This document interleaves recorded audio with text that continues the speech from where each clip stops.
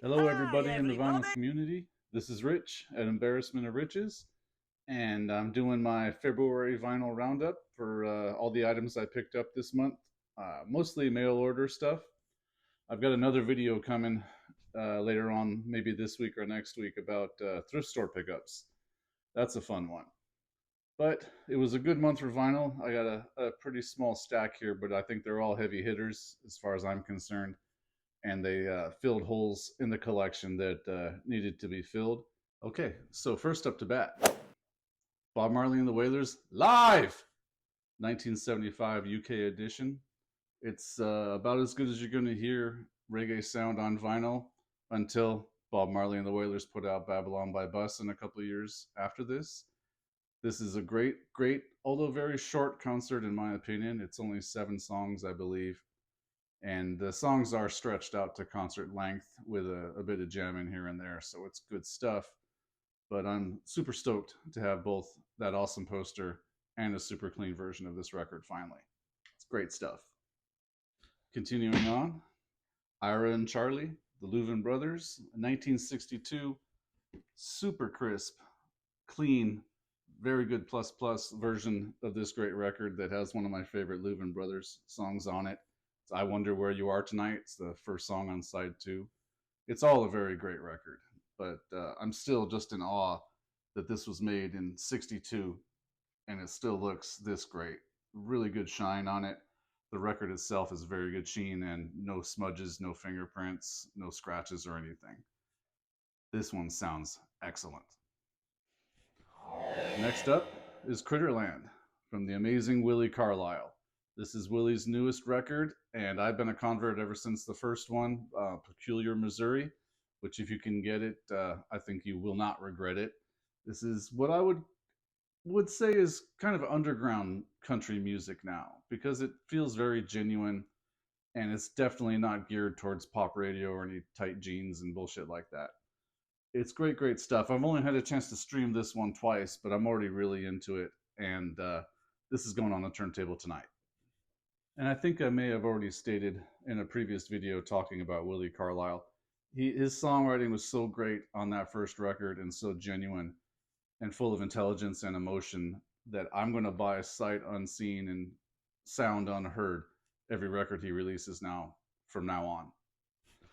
And another favorite comes to the fore, the great Jim Croce.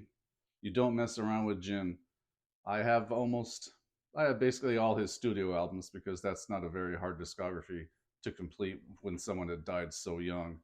But now my focus on Croce, at least, is to get everything in the quadraphonic sound because I think it sounds pretty great. You know, this was done in '76, and there's a fullness to the sound that I don't really see on my copy of this album that is just a regular version.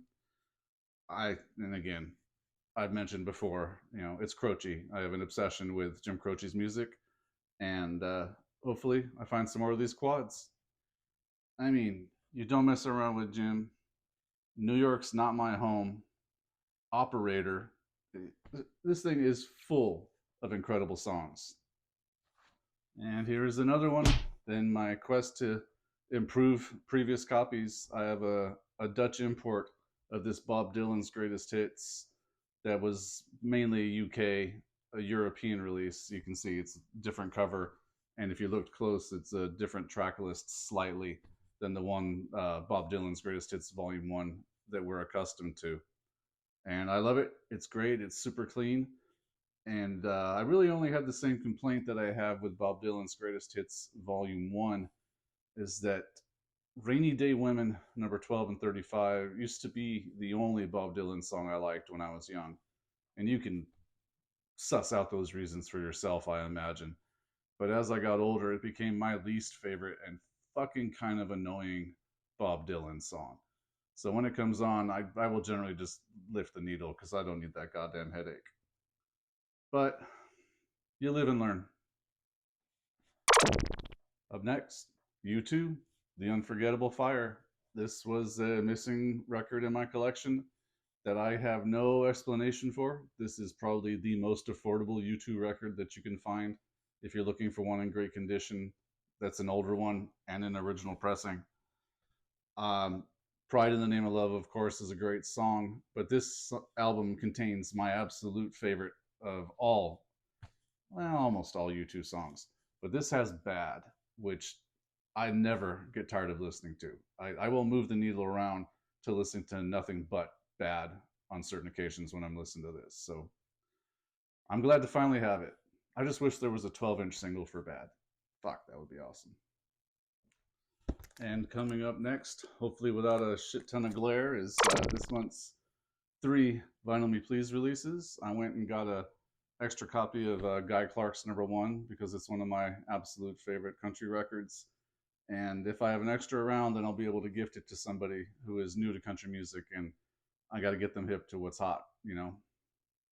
And LA Freeway is such an incredible song. If you haven't had a chance to yet, go Google that, put it on a streaming service or something, but it's a brilliant song. And next up, John Prine, Sweet Revenge. This one, When I Drop the Needle, will actually be my first listen through to this entire album. I've heard pieces of it, but my favorite John Prine has always been his first original album. But this is early Prine, and I have no doubt that I'm going to like everything. There's stuff on here I haven't heard before. I'm pretty stoked to finally get a chance to listen to it. Next up is one that I'm not entirely familiar with. Somehow the Replacements just kind of slipped through the cracks with me. I remember when they were kind of critical darlings in the late 80s, early 90s. And I just remember always reading about what a shambles of a band they were. And that kind of turned me off at the time. I really wasn't into what became alternative rock at that time. I was just starting to get into it. So this one, I'm going to go in with fresh ears. I'm going to drop the needle and soak it in. Hopefully it's a good one. I know a lot of people say it's a classic. Coming up next is another one that I'm not entirely familiar with, but the artist, I certainly am. This is the Transfiguration of Vincent from the ineffable M. Ward. I cannot wait to open this one and listen to it. Really looking forward to it. But this is a VMP re-release, limited edition. I think they only made 500 of them. But yeah, this is going to be a fun music listening weekend.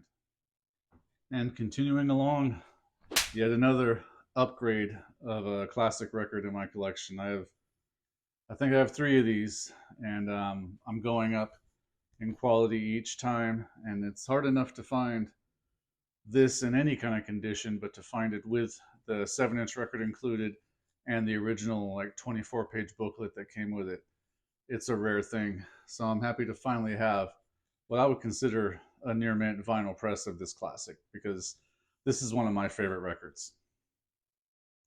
And I am also continuing my quest for finding my favorite songs in their 12-inch single format.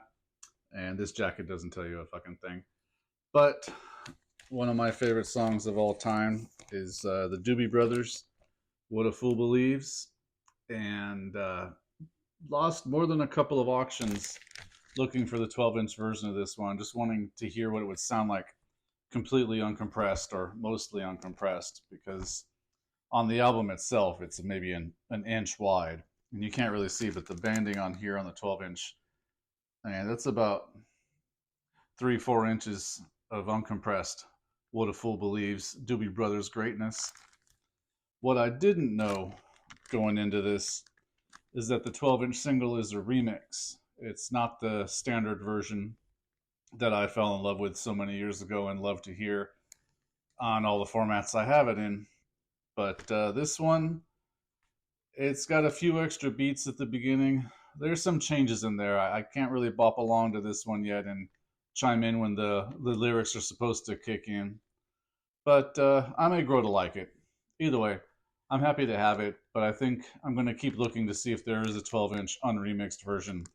But from what I've looked at lately, it doesn't seem like that's the thing that happened. Man, the Doobie Brothers broke up. Shit. Next up is a record I bought in a new release format because the Rhino did a high fidelity version of Television's Marquee Moon from 1977.